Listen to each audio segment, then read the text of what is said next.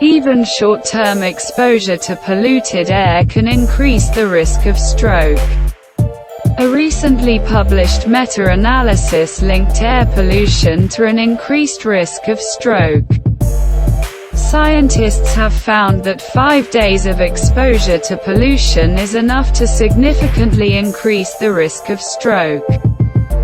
Scientists looked at the links between a number of common air pollutants and the risk of stroke. The results of their work suggest that even short-term exposure to polluted air significantly increases the risk of stroke.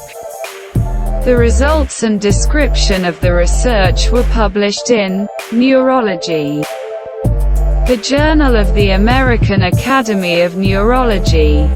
Previous research has shown an association between long-term exposure to air pollution and an increased risk of stroke. Explained study co-author Ahmed Toubarsi from the University of Jordan in Amman.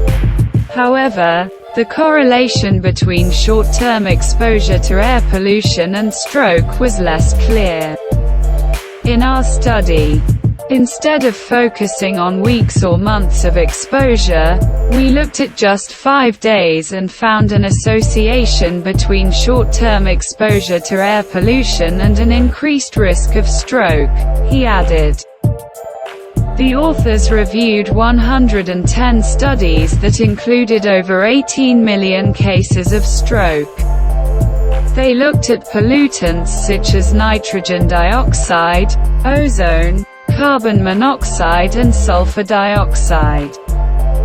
They also took into account the different sizes of dust particles suspended in the air, PM2.5, PM10 and PM1, i.e. dust whose components have a diameter of less than 1 micron.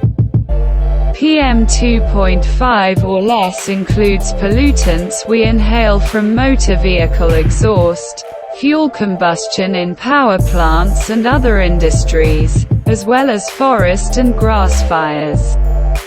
PM10 includes, among others, dust from roads and construction sites.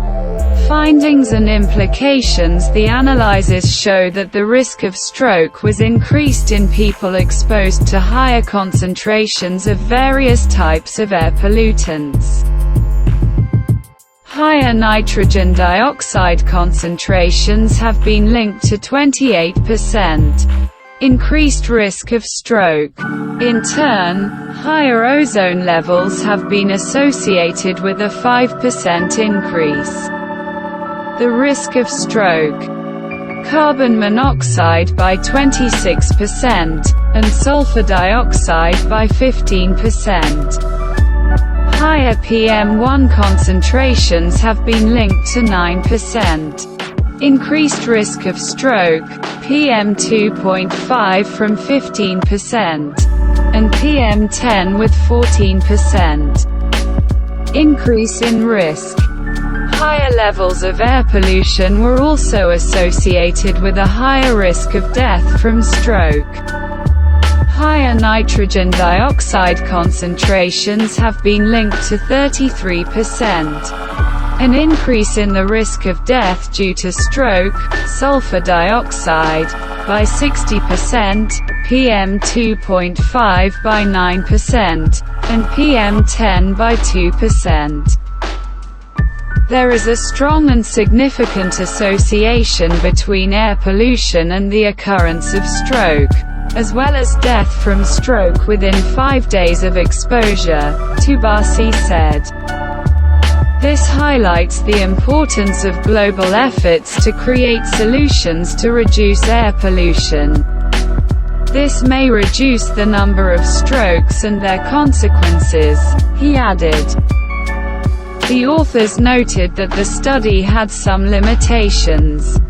First of all, the studies on which the meta-analysis was based were overwhelmingly conducted in rich countries, with minimal data from lower and middle-income countries.